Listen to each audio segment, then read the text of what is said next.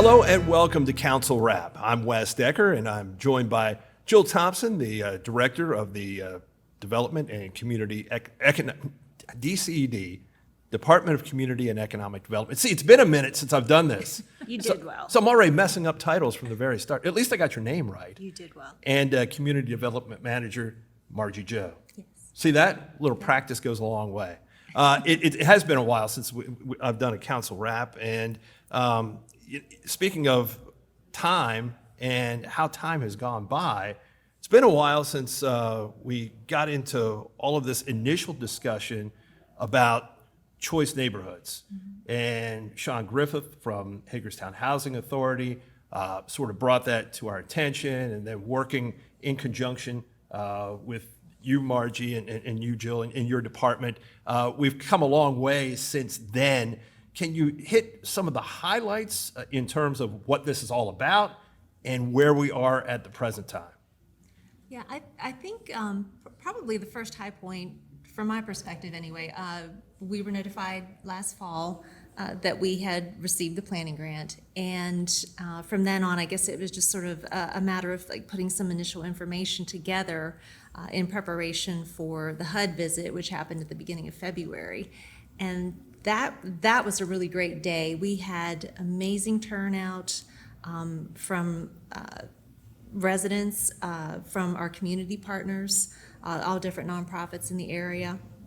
We had a really nice tour, and I myself learned some stuff about Hagerstown because I'm not local, not originally local, so it was very enjoyable. And I think HUD was very complimentary at the end of the day. After taking in all the information. They were very impressed. I think Sean mentioned that they really thought Hagerstown was great. They thought we really have a lot to work with, and just the engagement that we saw that early on, I think that gave them a good feeling about where we're going. And what's this program all about, Jill? During the meeting, I heard Sean talk about the fact that it's really geared toward neighborhoods and not housing like Hope 6 was, the predecessor to this. So give us some flavor of what we can expect from this, should this be something that ultimately is implemented. Right. The program replaces the Hope 6 program out of the Federal Department of Housing and Urban Development. And what Choice Neighborhoods is a 2-year planning grant that allows us to look holistically at improvements to our neighborhoods, focusing on targeted neighborhoods from the Housing Authority, some of the public housing communities, but not just the public housing communities, but looking holistically at a geographic study area where we look at opportunities related to health, wellness, employment opportunities, interactions of the neighborhood, and how we can strengthen the neighborhood, not just provide public housing. And that geographic area that has been identified, should this program, again, ultimately be implemented here, would that impact that entire footprint? It would primarily look at the housing sites within that geographic area. But because of a different approach, in a holistic approach, it would impact the whole geographic area. The 3 housing sites, just for the public, is Douglas Court, Parkside Homes, and also Frederick Manor. And then the downtown area is in the study area because it provides economic and socioeconomic opportunities for residents in the whole geographic area. And some of that is determined, obviously, by the HUD guidelines, working within those parameters, too. And Margie, right now, we're at a point where you've just rolled out 3 different surveys. Mm-hmm. Can we talk about those surveys a little bit and how people can participate, and the individuals who really should be participating in these surveys? I would say, well, really everybody that can should participate. If you, well, I'll pull that back a little bit. Just the neighborhood survey is not just limited to the choice boundary, because we have folks that come into the neighborhood from from all over the place. So it would be nice to get that feedback from them as well. Well, here's what I would like to see to make my visits to Hagerstown. Yeah, those who better. engage and interact within those neighborhoods. Absolutely. Certainly. With HUD, their main focus is with the resident surveys, those who live at Parkside, Douglas Square, Frederick Manor, and they look for, actually their goal is to get at least 65% engagement from residents.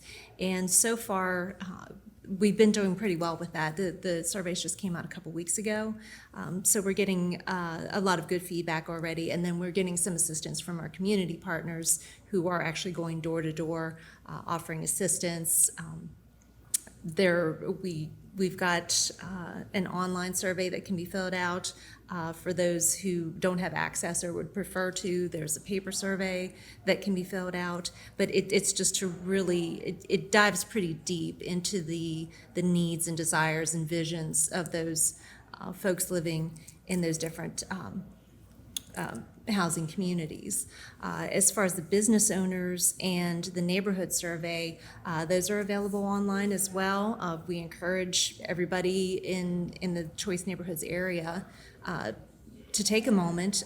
They're much shorter, they're maybe 10 to 15 minutes, but also asking, just, giving multiple choice opportunities. What would you like to see? What do you not like to see? And just try to get an idea of everybody's vision so we can pull that all together and create the plan.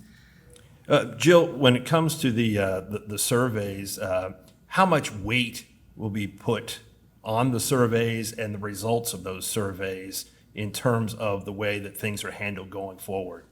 It's one step in the community engagement process, and it is looking at a needs assessment. So it's an important step in the process, hearing from the residents of the housing communities, the surrounding neighborhood, and the businesses. That will influence a first draft of a housing plan. We will have an opportunity to present a draft of that plan, and there's other opportunities for community engagement.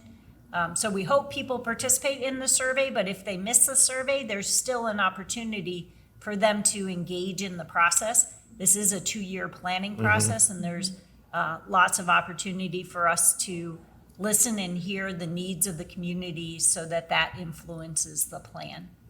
So you're saying that the surveys are not the end all, they are not the be all.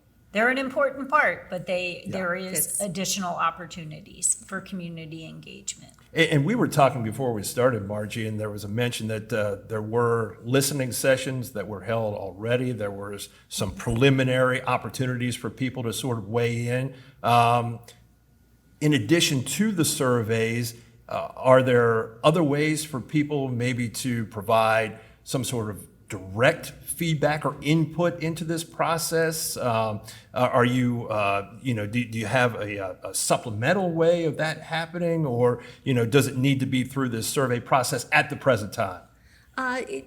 Right now, the survey is kind of what we're focusing Okay, on okay. to get that feedback, but ultimately, there are plans for numerous community events where folks can come out just to engage. And, well, like with the HUD visit, we had that evening community meetings at each of the housing communities. And we had poster boards up where we just sort of discussed choice yeah. overall. And then there were some boards where residents could write ideas on Post-it notes, kind of stick on those boards, and those were actually incorporated, I think, even to start the neighborhood survey. So all of it is created via community input. And as Jill said, that it's not the be-all and end-all, and it's very much a work in progress as we roll along.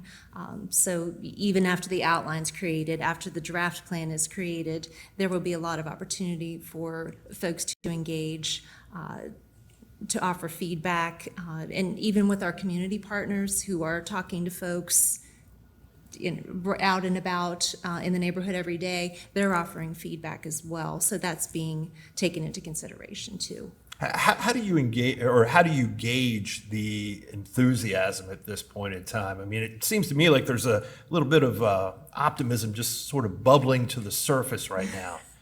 It is. It's very exciting. The whole idea of it's very exciting. Just having the opportunity to create a plan that's clearly just the idea is to move upward and outward to make the neighborhoods better for everyone, not just residents, but the business owners, the people who come into town to visit. Yeah, it is very exciting. And why is this so important, Jill? I mean, you know, in terms of your vision of what this might turn out to be, why is this so important? Yeah, I think about how the success of downtown in part was spurred by a 10-year roadmap for revitalization of downtown. A housing plan like this will give us a roadmap for what types of changes and improvements we could have to our neighborhoods. And I think that it's also something we should be very proud of. There were only 14 cities selected in this round with the federal grant. The grant is sizable. It's a $500,000 grant that helps to support an extensive 24-month planning exercise in the development of fairly comprehensive housing plan. A part of the plan includes $100,000 of that $500,000 being used for an early implementation activity. So that comes out of the needs assessments to determine what type of project we will implement. I think that momentum is building on this project, and some people are still learning what is choice neighborhoods, and we hope that this session with the mayor and city council, as well as council wraps, helps to help people understand what this project's all about. And I think as we release information in the draft report and have early implementation activities, the momentum can only grow. What's our timeline at this point, Margie? For What's next down the line? So we'll get the survey results back, and then where do we go from there, so people can kind of follow along on the mileposts as we get closer to potentially implementing something. So with the needs assessment, the surveys that we're doing, that information will be compiled, and just an outline will be created that will sort of speak to the draft plan for transformation. Then at that point, and again, we've probably got a little over a year to get to the final plan that's going to be submitted. So there's still plenty of time for this to evolve as needed. But yeah, I think we're in a really good spot right now, and we're right on target with our timelines. And to give credit to our consultant, they've been very instrumental in keeping everything rolling and maintaining that momentum. But it's taken a lot of collaboration and a lot of buy-in. Absolutely. From a lot of different people, a lot of, as you mentioned, the partners that the city has in this, the Hagerstown Housing Authority, certainly, everything that went into acquiring this opportunity from HUD in the first place. So if someone wants to know more, if they want to go online and fill out a survey, where do they go? The links are available on our DCED Facebook page. They're also available, I believe they're also available on the Hagerstown Housing Authority's page. Okay. Who also has more information about choice in general. All right. Well, excellent. Just look forward to all of this unfolding.